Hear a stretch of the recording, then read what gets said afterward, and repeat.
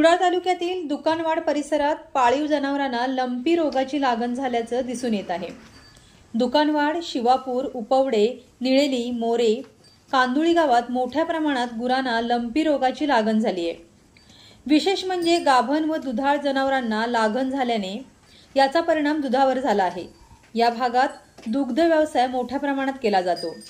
मात्र लंपी सारख्या रोगाची लागण झाल्याने शेतकरी संकटात सापडले आहेत। याबाबत पशुवैद्यकीय अधिकारी यांनी पाहणी करून लसीकरण करण्याची मागणी शेतकरी करीत आहेत। Viraj Gosavi, Maharashtra live news, Sindhudurg.